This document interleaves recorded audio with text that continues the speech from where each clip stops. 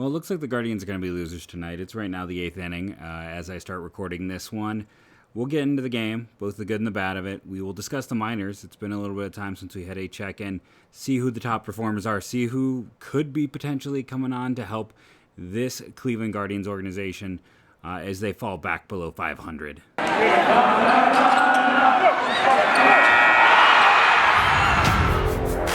You are Locked On Guardians, your daily podcast on the Cleveland Guardians, part of the Locked On Podcast Network, your team every day.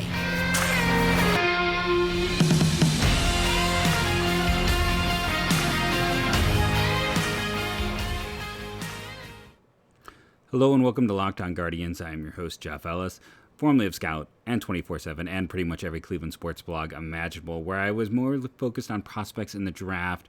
But after 700 plus episodes here on Locked On Guardians, I think I also have an equal breakdown for this, for the Cleveland Guardians. Oh, man. This game today has me on brain freeze. It is currently, is that a home run? Well, there you go. Home run for, is that Gimenez? Middle of recording. There we go. It's 8-3.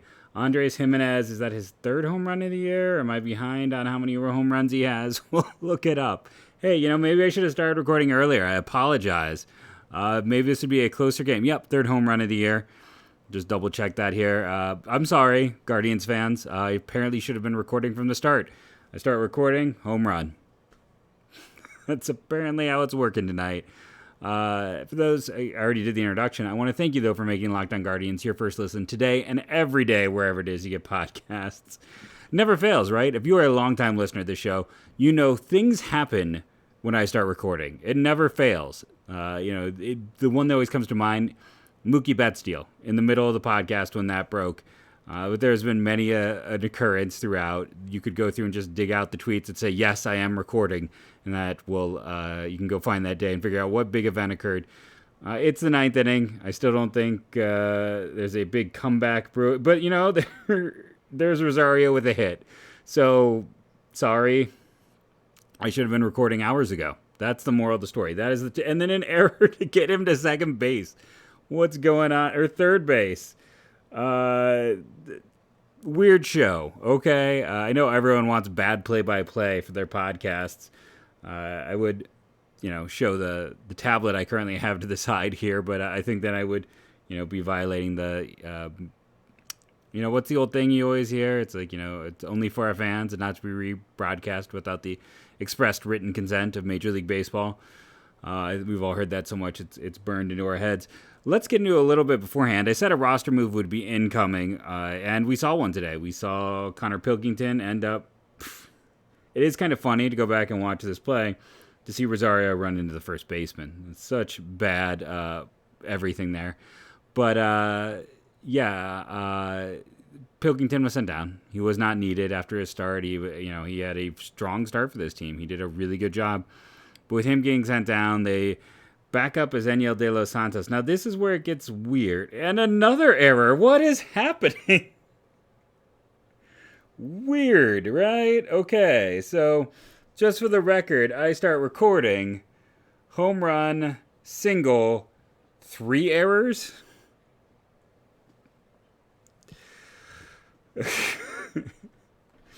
I mean, just right off his glove. I don't know. But, why it's interesting that Enyel De Los Santos is called up is because official scorer ruling pending. That's an error. Hits him in the glove.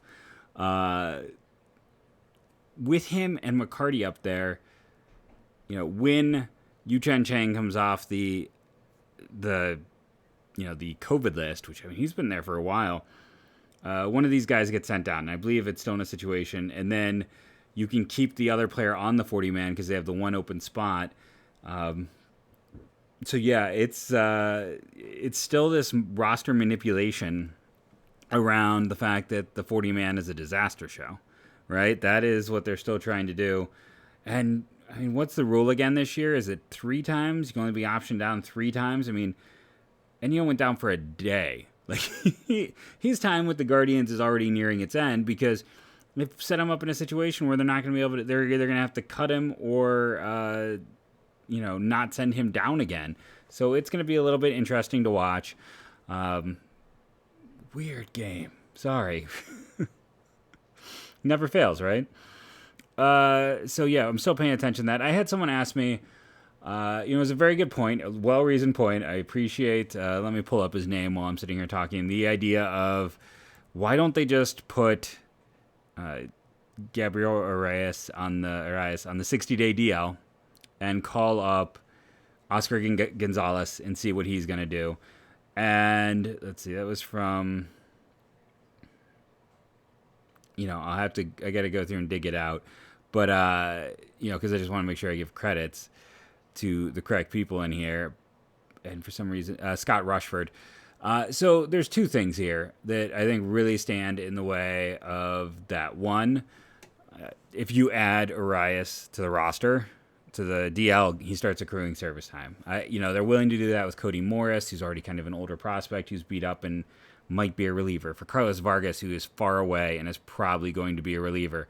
Like, they're just kind of stuck in that situation where they are going to, I don't think they want him to accrue service time. I think they're okay with Vargas. I think they're okay with other players doing that. I don't think they want to do that with Arias. Number two, look at the whole way this roster is constructed. I don't think Oscar Gonzalez gets a shot this year.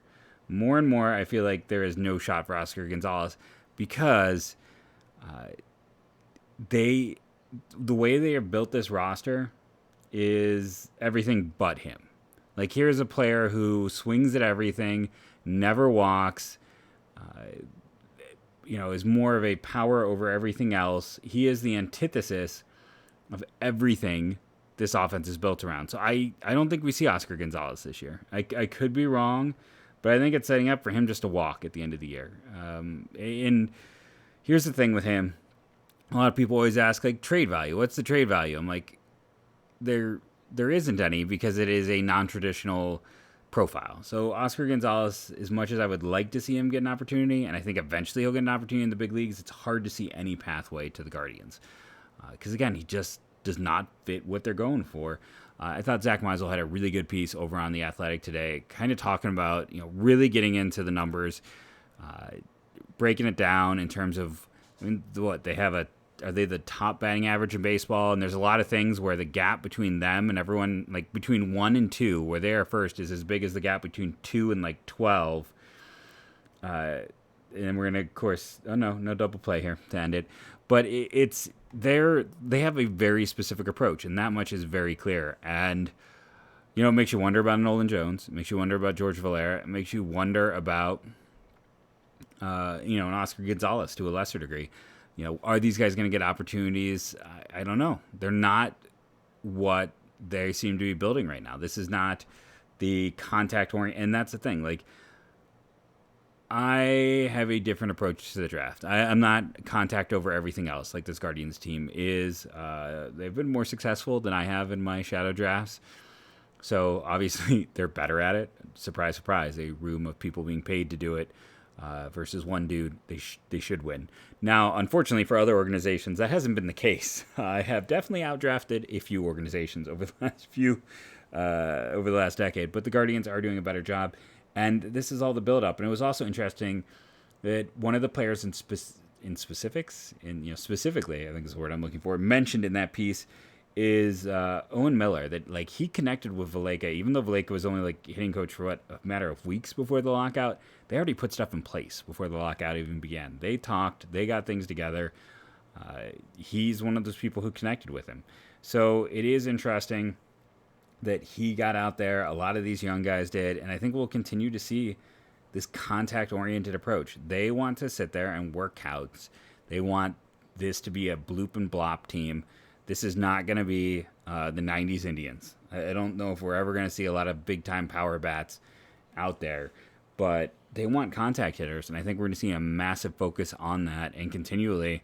I'll be curious to see again. I'm, of course, a draft dude, so very much always curious about the draft. With the person I mentioned, again, thank you to Scott. Also talked about not liking the draft stuff as much. If you like the draft stuff, let me know. because it does seem to go up and down. Who likes it, who doesn't, maybe more interesting to people as the draft approaches. And a walk. Just staying weird tonight for the Cleveland Guardians. But yeah, those are just kind of some thoughts to talk about, why more and more. Go check out Zach's piece. It's great. There's a lot of stuff in there. I would also pair with Eno Saros, had a recent article about top hitters who are failing and why, and who he thinks they're going to rebound. And he talks about his like golden triangle of statistics that kind of show positive hitter projection and things like that. And it's maybe some of the stuff that you're not as familiar with. The swinging, the chase, the swinging strikes, the things like that. It's a good way to go learn. So if you have an Athletic membership, check out Eno Saros's piece on guys who've been hitting. You should always read Zach's stuff over on The Athletic as well. It's all fantastic, but it also really ties well into this idea and specifically what does feel like this team. I mean, they have drafted 4 contact hitters. Go and look at 2020 was weird on every level, but that draft was contact bats. The Tolentino is the only guy hitting in the minors over 400. We'll talk about that in segment 3. Carson Tucker hasn't played much, but contact hitter. And then you look at last year, it's like the one was Fox, the only hitter contact. I mean, this is their type. We know what they like in terms of pitching. We know what they like in terms of hitting. I will say the one thing when they talked about players who fit this Guardians profile very specifically. They bring up a list of who qualifies with various things in Zach's piece, and he just lists the players there. But there will be a name that pulls your eye, and that's Yandy Diaz. He is so much to a T what they're doing right now. The fact he never got an opportunity is still in my craw. It is. The fact that he was basically, ran out of town without ever getting a shot. I mean, I liked the trade at the time, okay? I was wrong. I thought Bowers, at the time, I was like, hey, he excelled at the lower minors when he was younger, or even in Double A when he was younger than everyone else. I was wrong. I'm like, my final thought, though, at the time, even going back, was, I hate that we traded Yandy, but I love he's finally going to get an opportunity. Like, he was never going to get a chance here. I'm glad he's going to get a chance. And you might say, like, where would he play? Well, he could play at first. He could play it right. We could have figured it out. He would still have made this team better. So that one's still. So go check out The Athletic. Great pieces there. And it's Yandy Diaz. I'm never going to let that one go. We're going to take our first break here. We're going to come back. Liam Hendricks is in the game, so we'll see how this goes for the Guardians from here. At least they made it fun at the end. We'll talk about the game. We will get into those minor league stats. And they always tell us never to say and so much more. Talk stats. We got a guy in the minors hitting over 400. Who's the strikeout king right now? We'll get into all that on today's Locked On Guardians. But first, let's hear from a fantastic sponsor. Oh, okay. I know I said ad break. 10 more seconds before the ad break. Bases are now loaded. Again, I'm sorry. I should have been recording hours ago. Apparently, this is what it takes. I need to be recording as the game's going on. Bases loaded. Bottom of the ninth, 2 outs, right? Winning run coming to the plate. Should I just keep Josh Naylor, one of the best hitters? Let's let it go. Let's free. Oh, what's happening here? You got. I'm gonna stop from every swear word that is right now going through my mind. What the heck?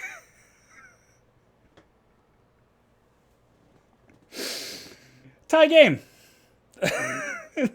8-2 in the ninth. 8-2 in the ninth against the team who is, one of the top 3 teams in the American League. Words leave your head here. Tie game. What is going on? This was grand slam, home run. Josh Naylor is saying all those colorful adjectives that I couldn't say right now in the broadcast. Grand slam home run to tie it up after 2 straight walks with one of the top closers in baseball. This is one of the most unlikely comebacks I have ever watched. And I was alive and watching, the infamous Angels comeback, and I was in person for the Albert Bell Grand Slam comeback in '95. That was my first game ever at Jacobs Field. his first pitch grand slam home run. And if you didn't watch it, go back and watch it's not a bat flip as much as it is a bat expulsion. And then Moncada nearly just threw the ball overthrew to the first baseman. Naylor is hot as he should be. This is amazing. Game's tied. I got to take a commercial break. I have to do something, right? Holy hell. Sorry I was not recording earlier. That's going to be the whole thing. I started recording and this game got weird. We had a home run. Rosario with a single and 2 errors. A booted ball with Austin Hedges, which, you don't want to boot a ball with Austin Hedges of all guys. 2 walks. And then a grand slam. We got to take a commercial break. We have to. This is fun. This is a fun team I talked about yesterday. What a performance tonight. Win or lose, you got to be happy. We want the win, of course, but this is a team that just does not quit. We're going to take that break, come back, and discuss this game some more. Listen, this is a game that no one thought the Guardians could win. I'm not saying they've won it yet. I'm not putting that jinx on it. But in opportunities like this, I got to point out, Guardians have not been favorites most of the time this year.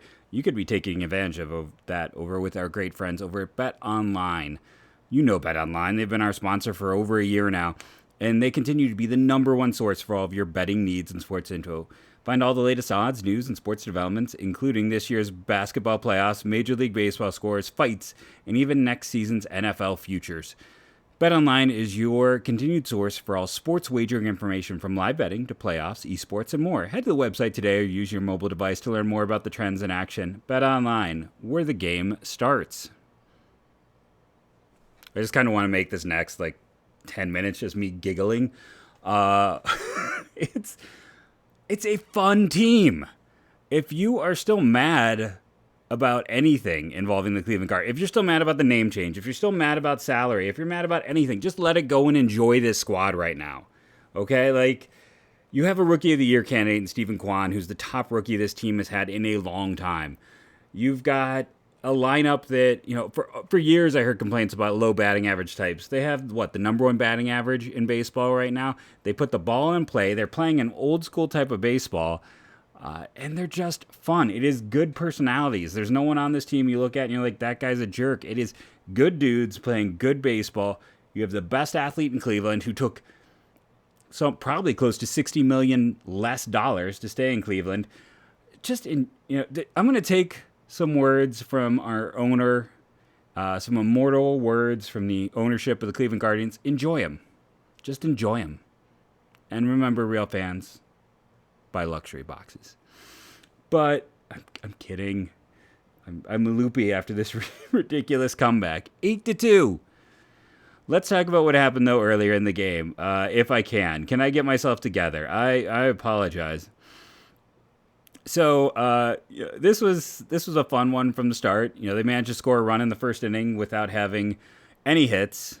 The very uncommon outcome of no hits, yet somehow they got a run across.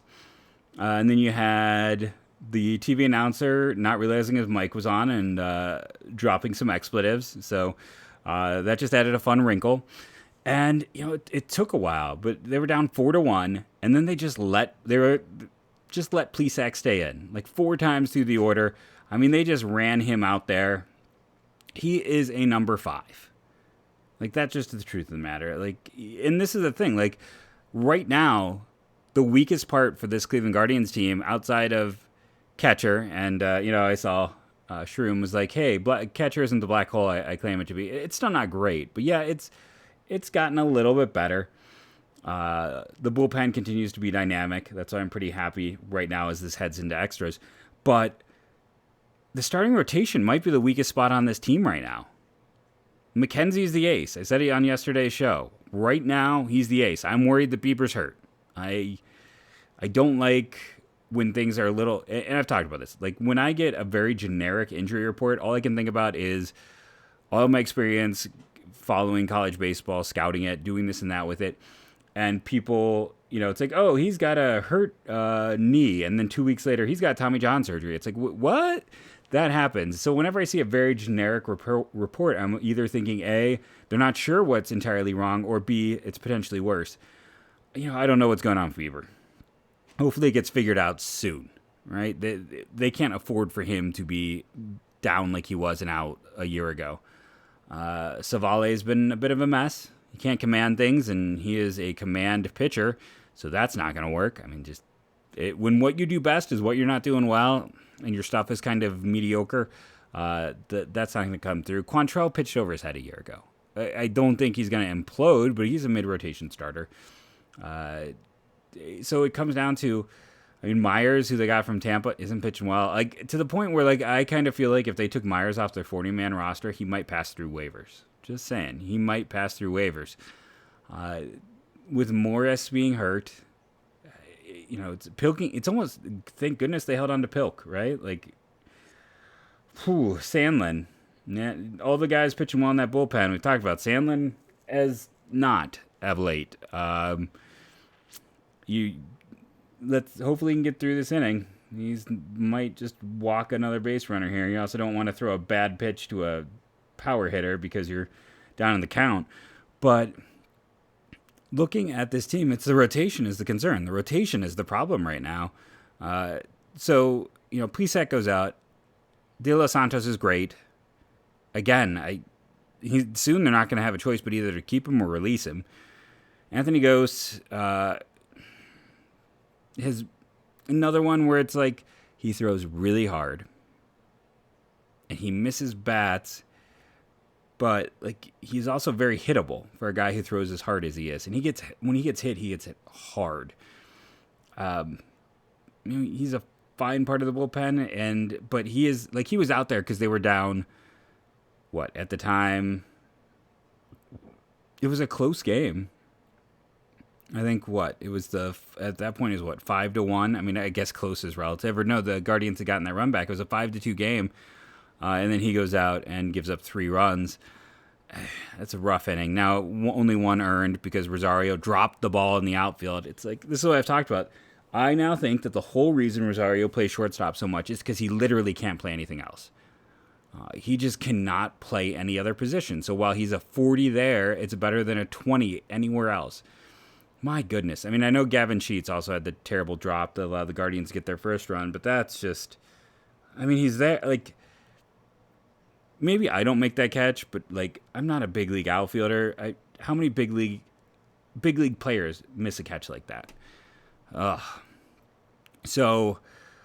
that's kind of that in this game. Who has reached base so far twice as I'm recording? Well, Quan has. He has a hit and a walk. Josh Naylor has with 2 hits.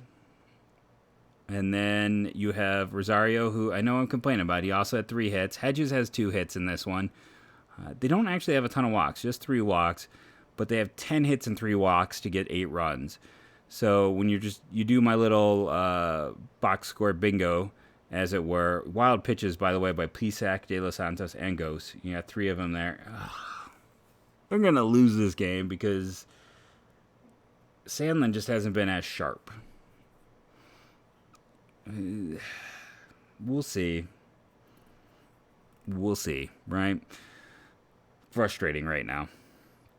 Here in the bottom of the 9th, where you got runners on first and second. He hasn't been as sharp this year. And, I worry about the health stuff, and he was so good a year ago. But it was also a year ago, we talked about how it was only 34 games. It was only 33 innings, right? It was not an extended amount of innings because he's been unable to stay healthy. If I were to look at his game log, I feel like it's almost in every other for him, just in terms of what he is. His last 7 games, 6 innings, 3 earned runs. That's not great.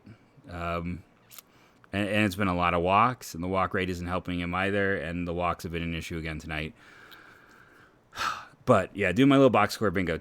3 walks, 10 hits, 4 errors by Chicago, 17 opportunities, 8 runs. That's good. It's very good. The other side of things, Chicago only has 6 hits. They have 8 runs on 6 hits. 8 runs on 6 hits. They do have 5 walks. Again, this Guardians pitching staff given a lot of free passes. It's not just Sandlin, though. He does have, what, does he have 2 right now? Did both players reach? Yeah, both reach via the walk. But this has been the story with this team for the past, we talked about in the loss on Saturday. Too many free passes, which is so antithetical. I think that's the word I want, to everything they've typically been about when it comes to pitching. They've been a group that is command first. We've seen just, I don't know if teams are, oh boy, riding it out with them or being a little more patient. But yeah, 5 walks, 2 errors. So they had 8 runs on 15 opportunities. Obviously, that's better than getting it on 16 opportunities. The Guardians with just the 2 home runs, right? Yep. And then 3 extra base hits. White Sox had 3 extra base hits as well. We'll see how this one continues to go. Oh my God. Sandlin's going to walk the bases loaded here because he can't find the zone. Why? After a dude walks 2 batters in, 3-2, walks 2 batters in a row. Not in a row, I understand. It was like walk, out, walk. I don't know how confident I feel leaving him in, Grandal, yes, has not played well this year, but he's one of those guys that was in that Eno Saros piece I talked about where there's some reason to see that he's been more unlucky than bad. I got to check the time. Let's take our next break just so I don't jinx this and or get too frustrated if things go badly. Come back and talk about this in ongoing game. Let's talk about our good friends over at rockauto.com. I've talked about it before. Don't be like me. Don't be lazy. You can, if I had gone to rockauto.com, I could have saved myself like $40 on windshield wipers, and that's an easy fix. Even if you're, again, like me and you're not a car person, windshield wipers and filters are things that you can go to Rock Auto, and often they have rebates as well. You're going to save yourself money. Just go check it out for yourself. YouTube is your friend. Rock Auto is your friend. They will give you savings. They will help you save money. So you can then, go use it on our first sponsor, Bet Online, and make even more money. Go to rockauto.com today. Remember, in the little How'd You Hear About Us box, you're going to say Locked On to let them know that, hey, their advertising money was well spent by using the Locked On network to advertise for Rock Auto. And again, while you're helping us out, you're helping yourselves out. I would have saved myself $40 if I had just gone to rockauto.com. I am going there from now on. I am saving myself money. I am not, it's easy. You go, you check it out. They'll even tell you what's hot, what they sell the most of, so you're getting the best products because, of course, the ones that sell the most are typically the more reliable ones. And so you're relying on those people, in my case, who are smarter than me, know cars more, to go and save yourself some money. Check out rockauto.com and make sure in the little box to say, I heard about you thanks to Locked On. So I waited to resume and unpause here because you might have been able to tell in the middle of that ad read. Of course, he walked the bases loaded. And then a strong throw by Jose that was a little bit off and a great grab by Josh Naylor, sending us into extras at this point in time. I have to cut it short at a certain point. I don't necessarily get yelled at, but we do have those like, okay, this is the recommend. I'm going to go long. Okay, this is going to be like a 40-minute episode. I've done my ad reads. I've done what I'm supposed to do just so I can let fans hear my reaction to the rest of this. Let me know what you think. Like, is this worth it? Or is this hey, no, dude, you should just cut it off. Thanks, but no thanks. We're going to free flow it tonight. It's not necessarily a stream, but I'm treating it like it's a stream. We have something fun going on, something exciting. Let's just continue to follow along. While it's going on, I pulled up the minor league stats because I promised some minor league talk. Going through just offensive stats, the first thing that jumped out is it's kind of hilarious that Oscar Gonzalez is first with 72 total bases. Number 2, David Fry, who was the player they got for J.C. Mejia in that trade, a catcher. So keep in mind, who's also 10th best OPS in the minors and tied for second in home runs. All positives. This team doesn't have a lot of catching. Fry is second at 46. 26 base difference between 1 and 2 in this system. Again, I don't know how Oscar Gonzalez finds a way to the majors, but I don't know what else he can do either to earn his way up. Third in batting average, first in home runs. RBIs are worthless, but just in terms of the Triple Crown stats, 2 there. When he might win the minor league Triple Crown for the Guardians, he's got a slight chance. The one problem right now is, of course, Milan Tolentino is hitting .403, so Oscar Gonzalez is .311, just is quite a bit behind that. Look, Milan Tolentino's on-base percentage is .511. He's getting on base over 50% of the time he comes to the plate. I know some people who didn't love that pick. I got some people who are like, it's an odd, high amount of money. Fits their style. I don't think they're regretting it right now with what he's doing in Lynchburg. We talked about Jake Fox earlier in the show. And there we go. Double run across. Gimenez. We're the haters. All the comments I talked about at the beginning of the year, you can go back and listen to the podcast where I'm like, this is a player. Again, not saying he is Jose Ramirez. That is not what I'm saying at all, because Jose is a future Hall of Famer at the rate he's going. But he had a similar trajectory to Jose Ramirez. He had this good debut, a bad year where he spent a good chunk of time in the minors, then showed signs of life. What a hit here. Guardians have a 9-8 lead after trailing 8-2 in the ninth. One of the first run they got in that ninth inning, home run by Andres Gimenez. I know some people hate the extra innings rule. I can kind of get that. But at the end of the day here, a double by Gimenez. They got the lead. We'll see where it goes. I assume Clase is up. Rosario's had a good day at the plate. Not in the field, but at the plate. We'll see if he can stretch us out. I don't know about you out there in the listening audience. I'd feel a lot more comfortable if this got out to 2 or 3 or more. I'm going to get, greedy. I would love to see this guy. And if you were the White Sox, how much of a backbreaker is this, right? Like, how bad... The Guardians, I did the roundtable. Most people in the division were Guardians are 4th or 5th in this division. I'm like, no, this is a team that didn't get worse and had several injuries and a lot of young players ready to step up. But it wasn't the right young players. It wasn't the sexy name young players. It was players who were not as well known. Well, those young guys are taking a step forward. This Guardians team is, with the win tonight, moves into second place in the division.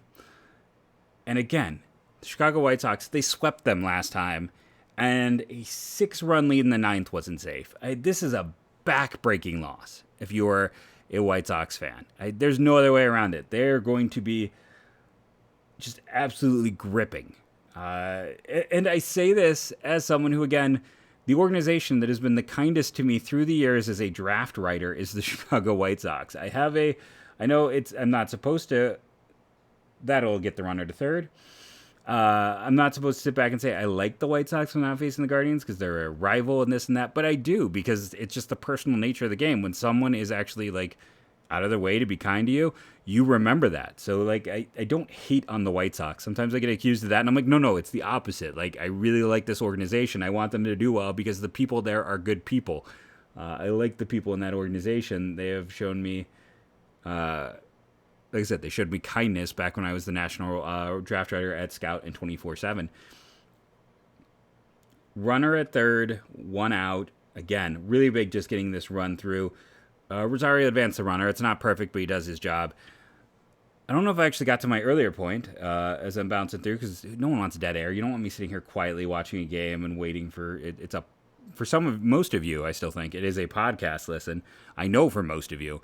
And let me know about the sound. I got a comment this week. The sound was low. I'm trying to do some things to work with the mic. So let me know if the sound has been better Monday, Tuesday this week.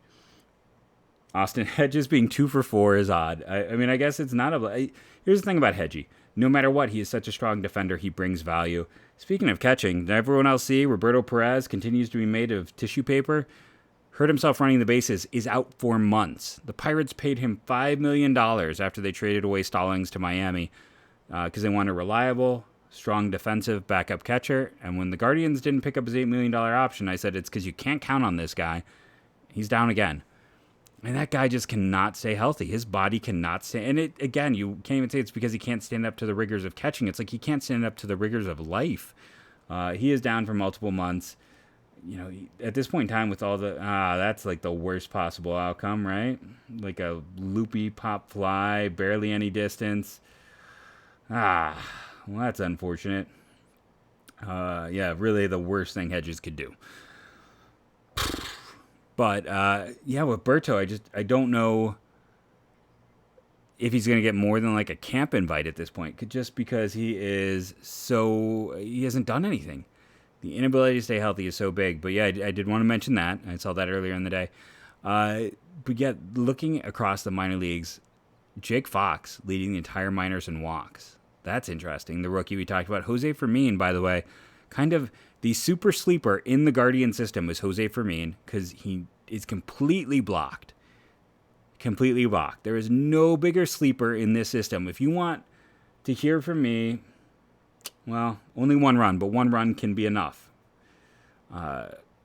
If you want to hear like the player who is most likely to end up being a great player for another team, or at least a good everyday player for another team, that is Jose Fermin.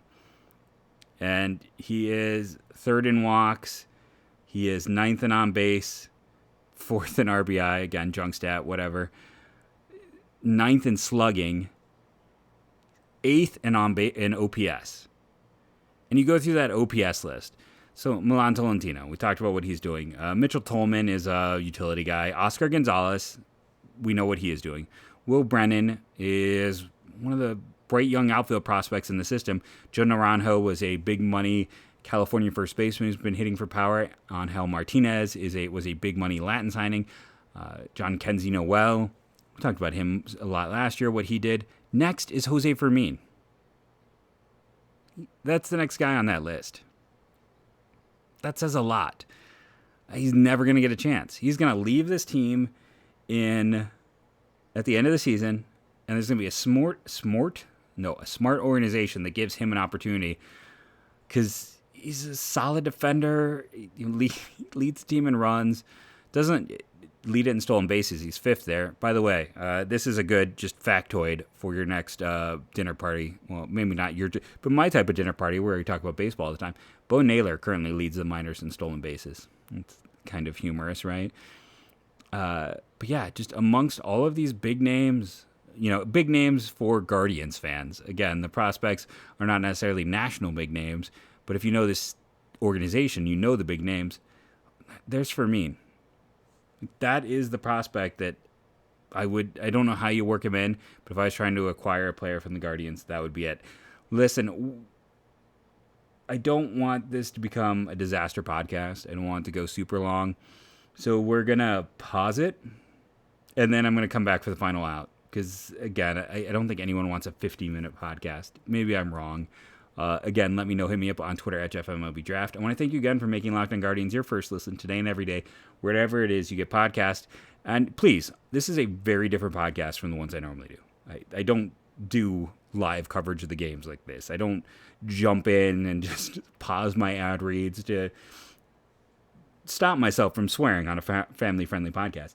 But I did it in this one. So I really need to know what you think. If you like it, make sure to let me know so I do more things like this often. But here comes the pause. We will return, hopefully, when this game is in the bag. Whew, right? I mean, I was sweating that ninth. I've been all about how well Clase has been playing of late, defending him ardently. And, he pitched into an issue.